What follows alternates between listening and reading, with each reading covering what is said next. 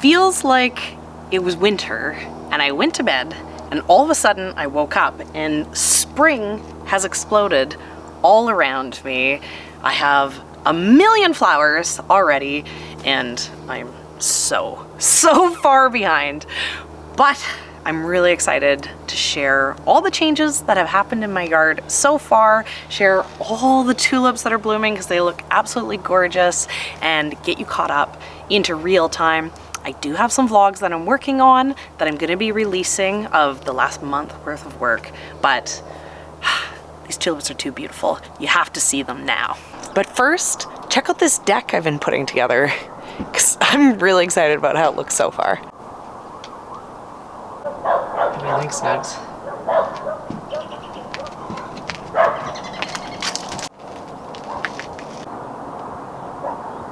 I love the view from out here. I've been spending a lot of time sitting out here on the deck, you know, enjoying the view, thinking about things. It always amazes me where my life has ended up. It feels so crazy that, you know, I get to make these videos and, you know, have it be a job. I never would have thought that I'd end up here doing this, even though I love it so much. That's why I'm excited by today's sponsor, Strawberry.me, a platform making personal coaching affordable, accessible, and life-changing. Being self-employed is challenging, and sometimes it can feel directionless. Having someone in your corner to cheer you on and keep you focused can be so valuable, and a personal coach can do that and more. Strawberry.me connects you with real certified coaches, trained professionals who work with you to set clear goals, create a smart strategy, and hold you accountable every step of the way. And the best part, it's built around your values, your challenges, your journey, not some cookie cutter advice. When I had my first session, my coach helped me explore some ideas that I've never considered before. I love making these videos and getting to hang out and share with all of you, but I do have concerns about if it's gonna be sustainable full time. Having someone help me explore new directions when the options are infinite really helped me find some clarity that I wouldn't be able to get on my own. Because here's the truth, the most important project you'll ever work on is you. If you're ready to stop feeling stuck and start building the life you want, take the first step today. Visit strawberry.me at strawberry.me/you-can't-eat-grass. Take a quick quiz, get matched with a certified coach, and start your journey. 3 months from now, you'll be so glad you started today. Again, that's strawberry.me/you-can't-eat-grass. Invest in yourself. You'll never regret it. I'm really, really excited about all these tulips. I knew for sure that there was gonna be tulips because in the fall, I purchased about 200 of these yellow pomponette tulips. I got a sweet deal, end of the season, got all these bags for $2 at the hardware store. So I knew for sure there was going to be blooms back here, but I didn't for 1 second think it was gonna look anything like this. All these clusters of yellow flowers were bulbs that I bought. I knew these were gonna bloom, but every other flower in this, you know, hillside of blooms was stuff that I did not expect at all to see this year. This, you know, you can kind of see the line. This is all leftover bulbs from cut flower bulbs. So when you do cut flowers, you pull the whole thing out of the ground, the whole tulip out of the ground, you snip the bulb off, and it's basically like a waste product at that point. Last year, we had crates and crates and crates of them over at the farm, and I saved them to be able to plant into my new yard. And I didn't think that they were gonna bloom. What I had heard is that it took about 2 or 3 years of just tulip greens before you could get any sort of flower out of these. And in past years, I had tried planting these used bulbs around the farm, and they were never to be seen ever again. So the fact that I have about 1,000 flowers here is just beyond incredible. And the amount that are currently blooming and the size of these incredible blooms means that, you know, in the next year and the year after that, it's probably gonna be even more decadent. I wanna go over a few of my absolute favorite tulips because they deserve the attention.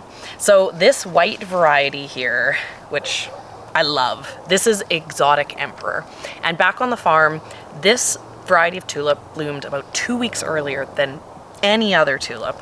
It's a double, but it's also kind of a single. And when you use it as a cut tulip, it just opens up and, you know, it just makes this incredible show in the vase. And it also has the most amazing kind of citrusy sweet scent. It's one of my favorite scented flowers that we grew on the farm. And, you know, there's not really anything like it. I knew that this was a really strong variety, so I wasn't too surprised when early on in the tulip season, some of these came up and they started to bloom. You know, and some of these flowers are about what I would expect to come from these used bulbs. You know, very, very small flower. Even some of these larger blooms, you can see, you know, substantially larger.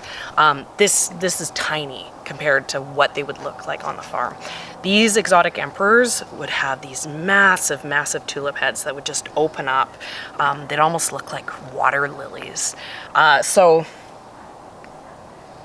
I'm so happy to have these spread all over and to know that these are just going to keep coming back year after year. Excellent variety, highly recommended in anyone's garden. I'm also really excited for some of these pink varieties that are blooming. On the farm, almost all of the tulips that we grew to sell as cut flowers were double varieties. We found that the singles, they just didn't have the same vase life. A single would kind of last 3 to 4 days, whereas these doubles would, you know, go up to a week. So it really made sense for us to sell them. Plus, they almost didn't even look like tulips. I mean, like these yellow pomponettes, these are insane puffballs. So it really made it so we could justify selling the tulips at that higher price so we could actually make a profit on them. But there was some varieties that I would try year after year and just struggle with. And this beautiful, pretty pink variety was one of those. This is Angelique, and as you can kind of see, it's low, right? Like, you know, it's kind of very close to the ground as opposed to some of the other varieties. This in here, this like soft yellow, I'm pretty sure this is Silk Road, and yet again, it's you know, another step even lower than the Angelique. Because these were so short, it sometimes was a struggle to be able to get stems long enough for them to kind of qualify as cut flower quality tulips. And they were so much shorter than everything else that we often would have to bunch them together. I was starting to get to the point that I was like, I don't know that these varieties were worth growing. But now that I'm not picking them anymore, having them in the garden, I really, really love having the different heights. You know, none of the varieties that I have in here are exceptionally tall varieties. There is some incredibly, incredibly tall tulips.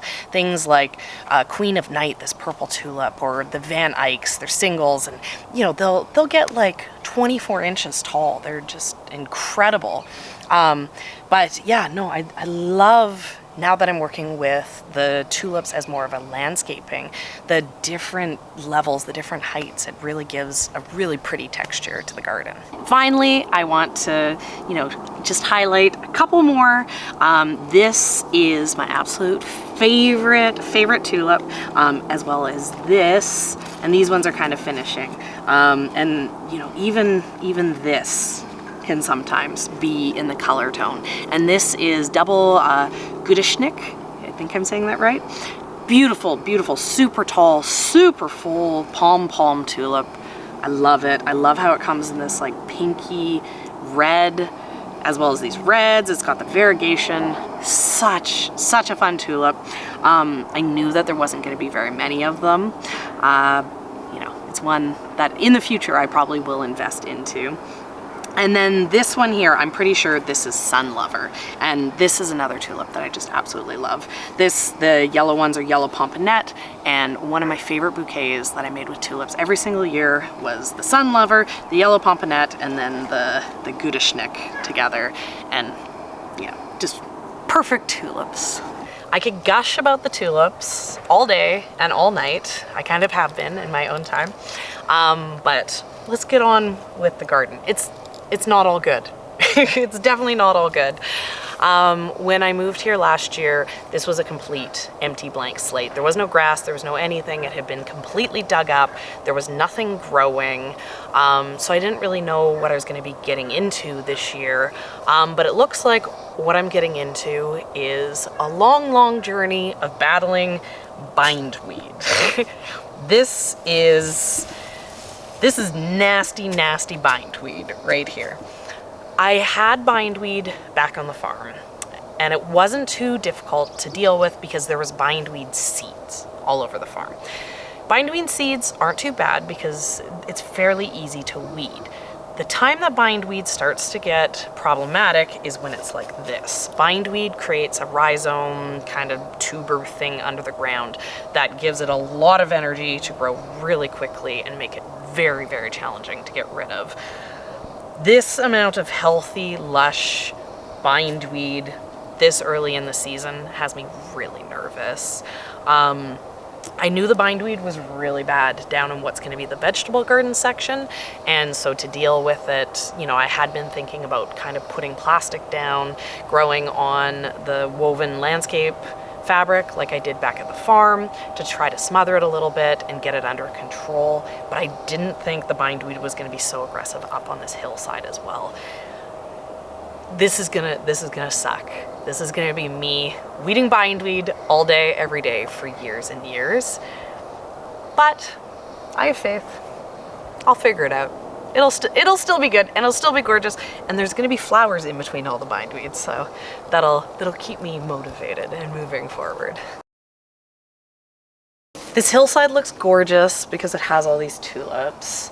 And there is more than just the tulips planted. In the fall, I planted in a bunch of perennials, and I can see them coming. I can see them growing. It's a little bit slow because I need a water solution. I haven't been watering much. All of this stuff would thrive a lot better, you know, but it's kind of just a weedy mess at this point.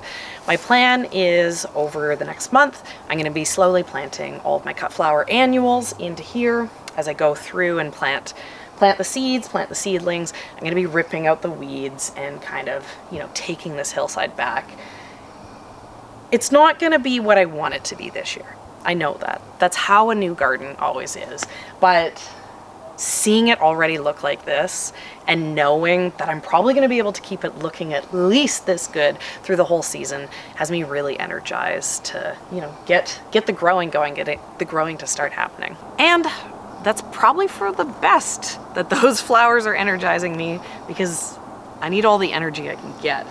Because behind me is where my vegetable garden is, and let's be honest, I'm a month behind on this. I have not spread my compost. I have not touched this at all.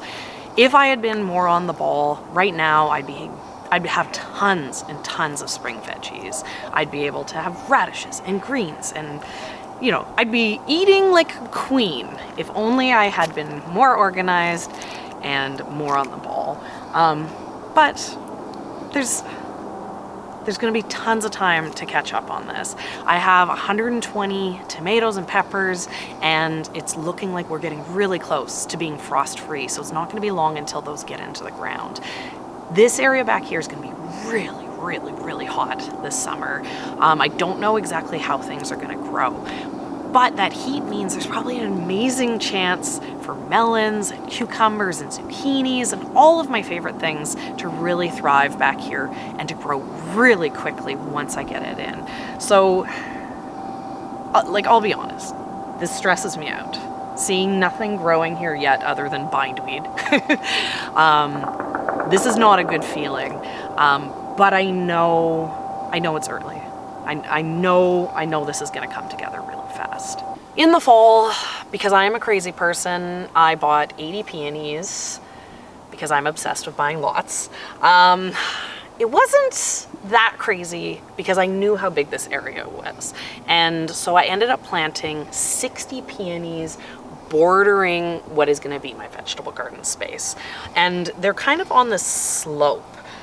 So, you know, I was really excited about the idea that they'd kind of mound up and create kind of a hedge that would have these beautiful blooms in June. But I didn't know what they were going to grow like. I didn't know how they were going to feel about this slope. So I'm really excited to see them starting to grow, and a lot of these peonies are actually coming up really strong. This one even has some buds that are starting to form. They are slowing down a little bit because it's been so hot and I haven't watered anything yet. So I really need to, like, tomorrow get some water on this section of the garden. But yeah, I mean, this is exciting. 60 peonies in a few years will mean like 1,000 peony blooms when they bloom. It's gonna look incredible. This project just got completed a couple hours ago, and if I'm honest, this project is like 6 years in the making. What this is my like summer dipping pool. It's currently filled with water because my son is warming up water over the day so that he can play in the pool tomorrow. This is a clawfoot bathtub that I bought years and years ago with plans of doing exactly this at the farm. And then I was so busy with the farm that it never happened. I think it's adorable, you know, and it's like, it's gonna be so easy to take care of, you know, like, you know, those plastic kiddie pools are always nice when it's really hot to take a dip in, but they just break and they spill and they make a mess. This is something that I will gladly have in my garden, that I will gladly use myself for the rest of my life, even when I don't have little kids who want to play in the water all day. I know it's getting kind of dark in here, so you can't really see very many details, but this is the area that's going to be my shade garden. And as it is right now, I've already planted about 25 different plants in here. The plan is that eventually there will be hundreds of shade plants. I'm gonna get some stepping stones to deal with the slope a little bit. This shade garden is gonna be 1,000 square feet, so it's really gonna hold a lot. And right now it's, you know, a grass and it's a mess. But, you know, I've made a budget of $1,000. I've currently spent about 450 of it, but I still have lots of money left to spend. You know, I'm not even halfway. So I think that this is gonna get a pretty good backbone to it. I got some cardboard that my parents dropped off. I'm gonna lay down the cardboard to try to kill off the grass. And then, you know, hopefully this year I'll get like bark mulch down to start, you know, insulating the space, killing the grass, and building up the shade garden. This is the type of thing that I expect is gonna take 3 years of investing. You know, I'm gonna have to, you know, get plants from friends and family and slowly build up. If I can get the backbone in place this year, I'll be over the moon. Behind me is a garden where I planted 500 anemones, and they're all looking really beautiful. But then this last week, I have been working on upgrading my electrical, and so there was a lot of workers in here and a bunch of the stuff got stepped on, so it's not looking as great, but there still is 500 anemones in here, and the plan with this garden is that it's cooler in this space, so I think there's a good chance that I'll actually get blooms out of these.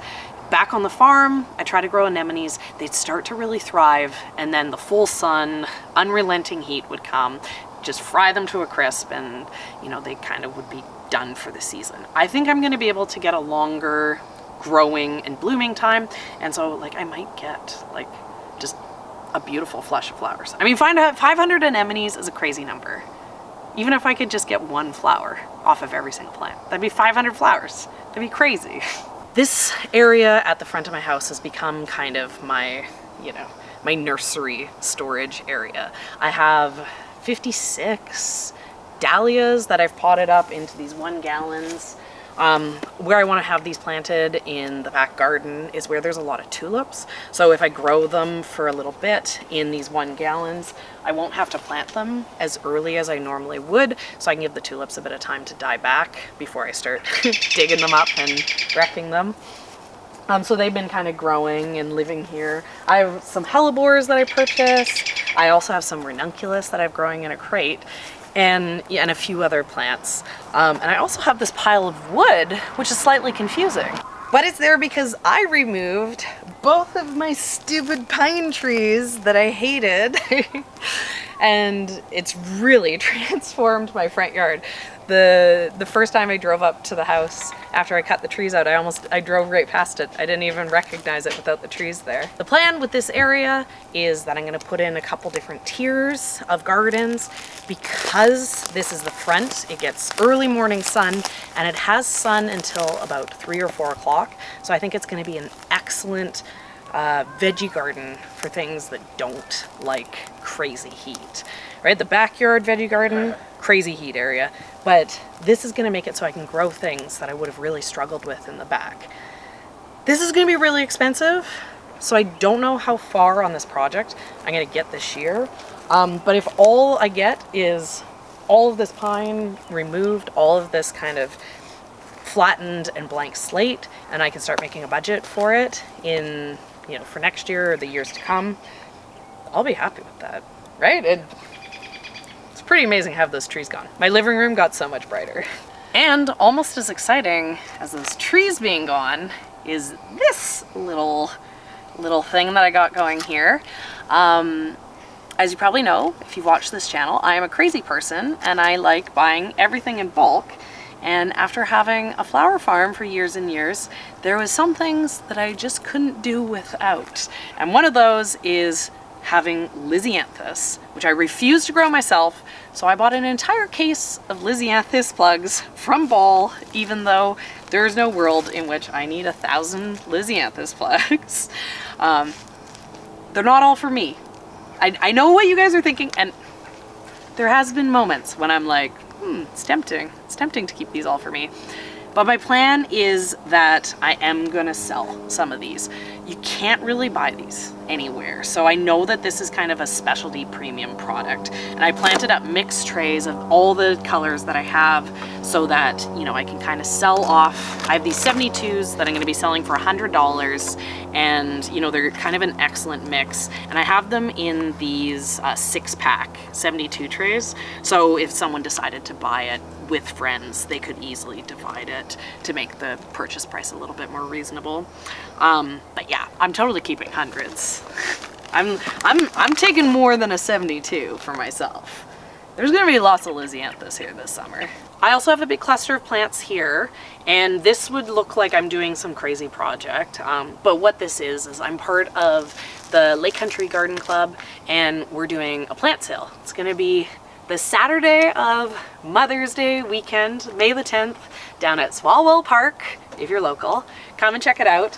And these are the plants that I'm babysitting to bring down to the plant sale. So don't worry, I don't have some crazy sedum ground cover plan going. This is just storing plants for my club. In the fall, I purchased, I forget, I think it was 15 yards of compost, and I got it dumped on my driveway, and I spent all winter not parking on my driveway because it was covered in compost, and the tree service was coming and they needed access into this area, so I finally got all the compost moved, which it had mostly been used at this point. I wanted it still for the spring because I use it to pot up things. So I had a plan. It wasn't there just because I was slacking. I had a plan. But yeah, so the morning of, before the tree service came and removed my trees, I finally cleared the driveway. It was cleared for the first time in 6 months. And then they chipped up all my trees, all my branches and everything. And they're like, oh, hey, if you want the chips, we can leave them for you. And I was like, well, I do currently have a clear driveway. So, you know, this just like pile of yard works on the driveway for life. This might just be like the aesthetic of my house for the next couple years. Because I'm pretty stoked to get all these free chips and start adding them over to my shade garden once I get some of the things planted. I'm really excited about how the yard is looking so far. You know, it's not where I dreamed it would be by now, but it's further along than I probably should have planned for. There's so many projects that are still gonna be in the works over the next month, you know, over the next summer, over the next year. To have this baseline, you know, has me really happy, and seeing the flowers finally bloom again has really energized me to get on top of my to-do list. And thanks again to our sponsor, strawberry.me. Don't forget to go take the quiz at strawberry.me/youcan'teatgrass.